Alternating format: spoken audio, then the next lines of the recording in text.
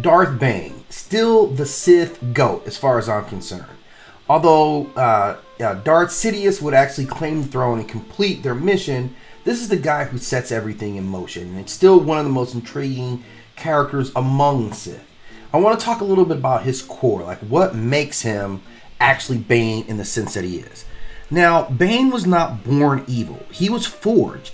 He grew up as a miner in just some brutal conditions with a brutal father who actually despised him. Like, he literally took the name Bane because his father would call him his Bane, right? So he internalized rage, resentment, and this deep sense of being trapped in the system that only rewarded power. This mining colony he grew up in, it was very oppressive. You could not actually make enough money to ever leave the colony. You would always owe them because you had, that whole thing. You got to pay for your food and all that stuff in your survival.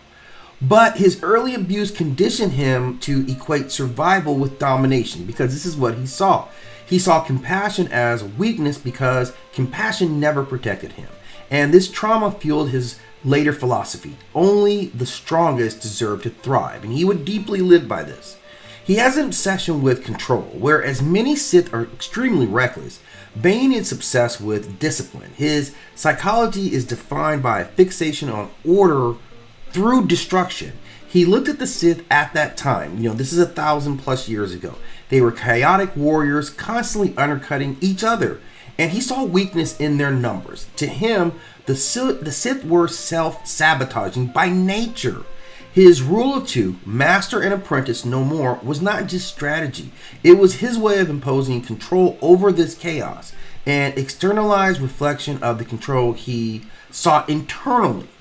Now, Bane was also oddly haunted by his fear and paranoia. He had a fear of weakness, a fear of betrayal, a fear of irrelevance. He ironically sought to destroy this self-destructive nature in the Sith, but he implemented an entire system that was built around paranoia.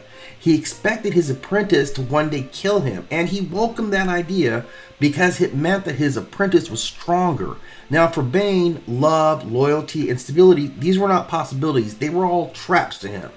His fear of vulnerability meant he could only accept conflict as a foundation for growth, never love or trust. So Bane didn't just want to be powerful. His whole identity is wrapped up in his narcissism. He wanted to be the architect of legacy. Psychologically, this points to narcissism paired with existential dread. He knew he wouldn't live forever, but he wanted to ensure that the Sith would. His rule of two was not just purely pragmatic.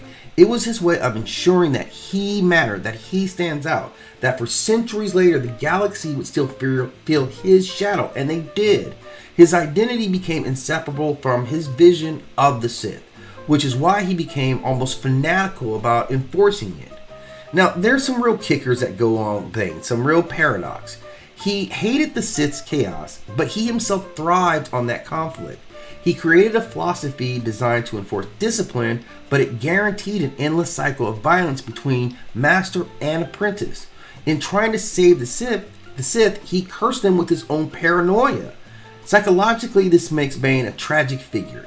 Brilliant in foresight, but doomed to recreate the same toxicity he tried to erase. He couldn't imagine a system that was built on trust, only on power. So Bane's psychology is this cocktail of trauma, paranoia, control, and this grand vision. He represents the Sith at their most distilled, the purest. Power, discipline, and the acceptance of destruction as a path to rebirth. He was less a warlord, and more a philosopher of darkness, a man who turned his own pain, literally, into a doctrine that shaped galactic history. And I'm sure he'd be quite proud to know that he had that effect, and he's still being talked about now. And thus, Bane does live on.